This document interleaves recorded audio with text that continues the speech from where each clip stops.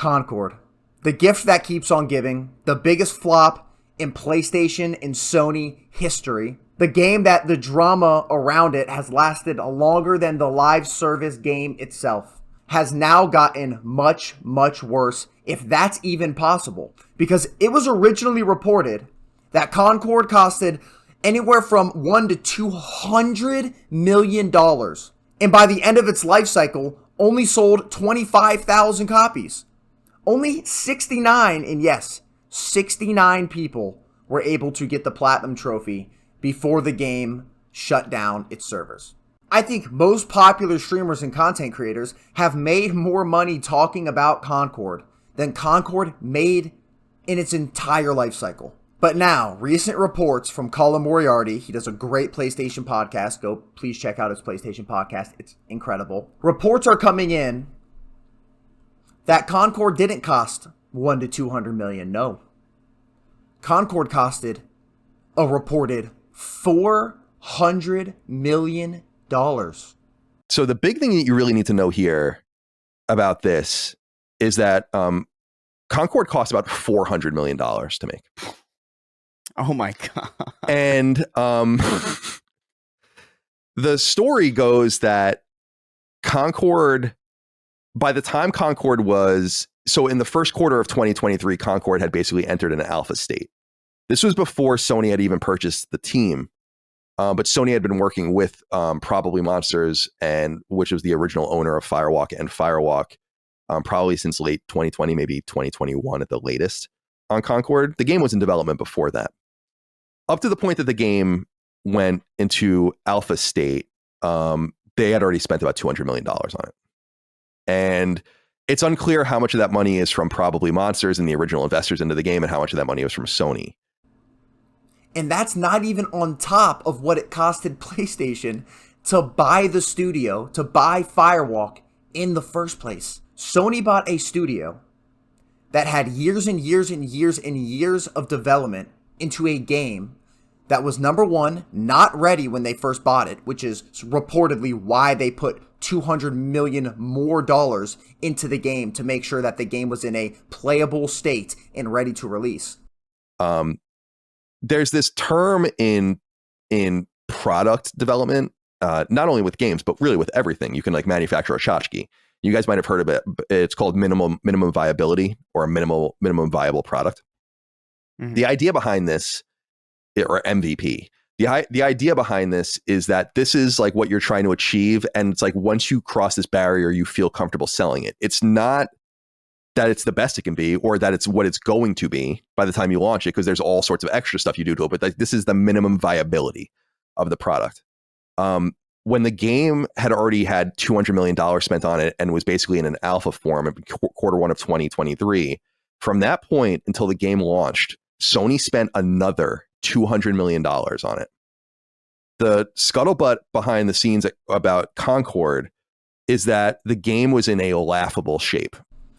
But also a game that was a complete ripoff in terms of the character designs with Guardians of the Galaxy.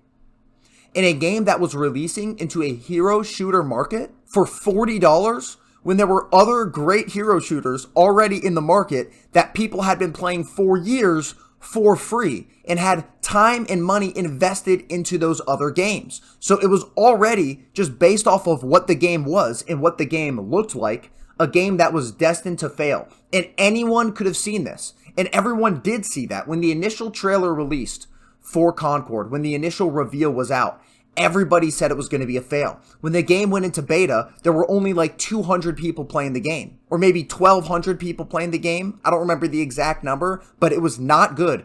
I don't know how they didn't shoot red flags in their head saying, okay, this might have been a terrible decision. But at that point, if you're already spending $400, you got to release the game. That's why they released it.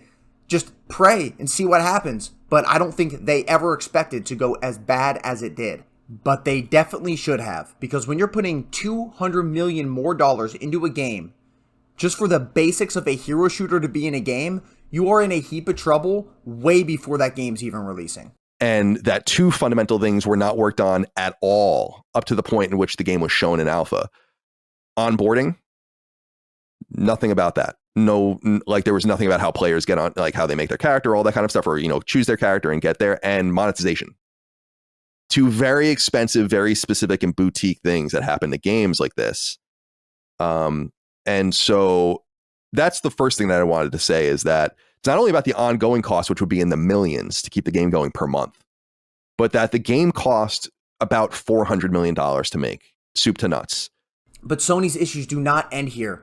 Them being just stupid out of their minds does not end here, because they reportedly referred to this game as the future of Sony, the future of PlayStation, and a Star Wars-like property for Sony and PlayStation.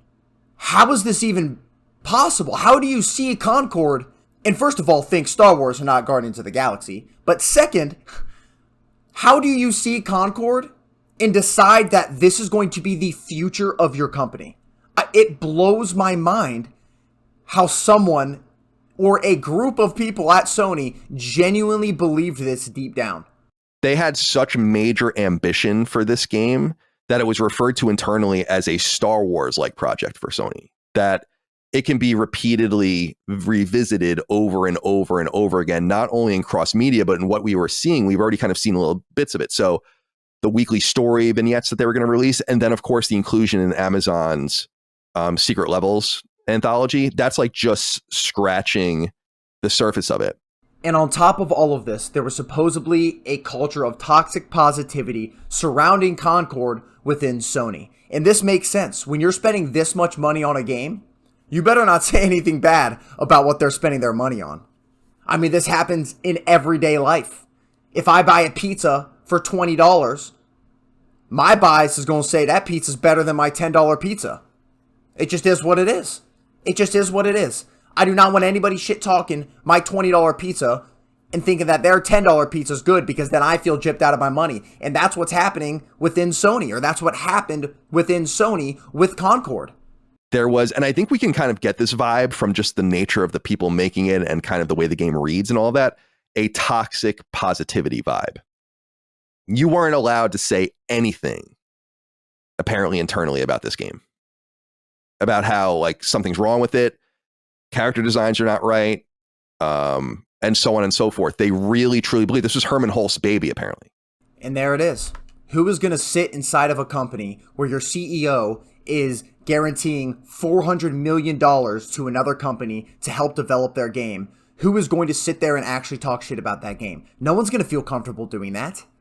Not when the CEO is saying that it's his baby. Not when the CEO is spending more money on this game than any game in the history of PlayStation. This was their biggest loss and also their biggest spend of all time in any PlayStation game. And we've seen this situation before with other games. We've seen this with studios like BioWare and CD Projekt Red, when they're just saying, oh, we've worked our magic before, we're going to work our magic again, and the game's going to come out and it's going to be good. And then you get Cyberpunk when it originally released, and you get Mass Effect Andromeda when that game originally released, and you get these games because these studios have had so much success previously, they think any new game that they make is going to just magically turn out to be a great game and to be a finished game on release. And that's not how it works. Obviously, there were other issues with those games as well, but those are just examples of some of the same issues with games failing. Toxic positivity is a huge issue right now in gaming. It's a huge issue right now in general. You can't just think because you've done something well previously, or that you can just say, hey guys, no, you guys are doing a great job. You're doing a great job. Like, we need real feedback on games.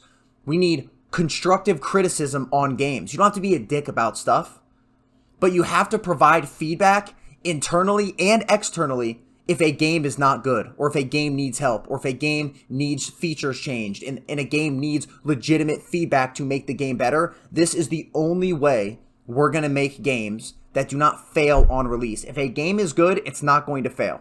So that's all I really wanted to talk about. The gift that keeps on giving. It's Concord. I did not think I was going to make another video on Concord, but here I am. And I wouldn't be surprised if there's another video from me coming on Concord, because right now their studio is in limbo. They don't know what they're going to be doing in the next couple weeks. They don't know if they're going to be funded for another game. My assumption is that that studio is probably absolutely donezo. I do not think they're going to get funding for another game, but you never know. If they do, hopefully they make a better game. Hopefully they make a game that is able to be fit in within a market, and they don't charge more money than every single other game that is already successful and popular within that market. Let's hope that's the case if they do get funded, but my assumption is they are not going to get funded for another game, and those people are going to be out for work, which really sucks, man. If you guys like this video, please leave a like, comment down below any constructive criticism for me, so I can get better. Just like I said, any way to get better is going to be constructive criticism. So if you didn't like this video, let me know. If you liked the video, also let me know. What do you guys think is going to happen to Firewalk Studios? Please comment down below that as well. What do you guys think about this whole Concord situation, about this thing going from bad to way, way worse? And then subscribe to the channel if you guys like videos like this. I'll see you guys in the next one. Peace.